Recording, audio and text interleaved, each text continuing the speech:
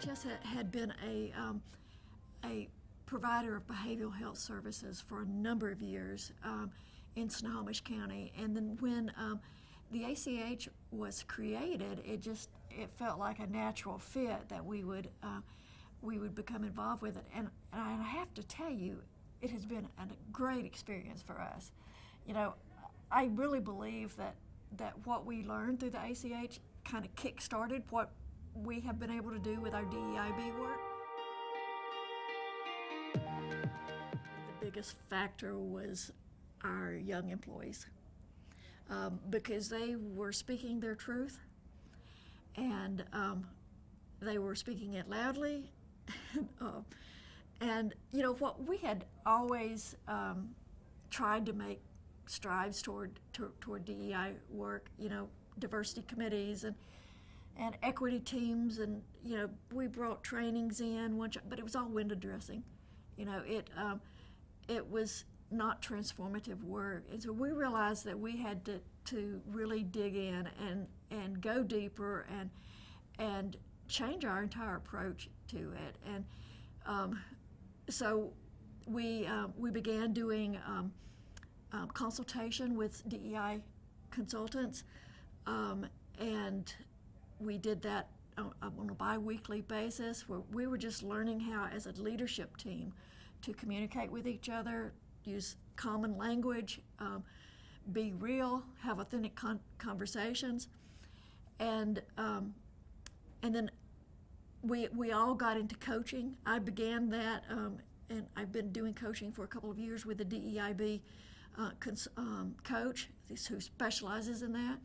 And now all of our other directors are doing coaching as well now. And so that was pretty monumental to get us going. You know, the leadership, we just had to have the buy-in, 100% buy-in.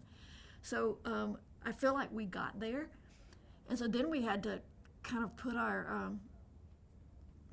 money where our mouth is, I guess. We had to devote resources to this. It wasn't going to just happen. You know, we had to put a lot of time into it, and that was expensive.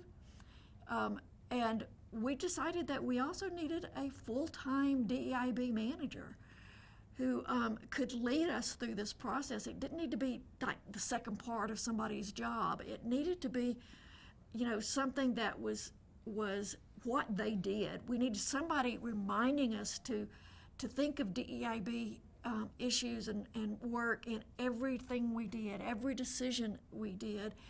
And so it was I think that was probably the best thing that we ever did, was to hire a DEIB manager, full-time, reports directly to me, and a full member of leadership team. Coming from the South and growing up in the 60s, I saw a lot of things. I remember the separate water fountains. I remember segregated movies. And when my wife and I came out to Seattle about 26 years ago, we believed we were escaping that. And then so when young voices were saying things to me about white supremacy and racism, I really took it personally. You know, it's like, no, that's what I'm not. You know, I left that because it was so oppressive.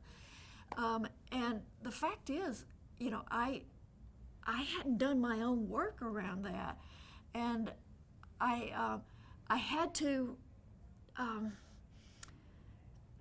embrace what all I had been through, and I had to realize that, yeah, you know, I live in a racist society.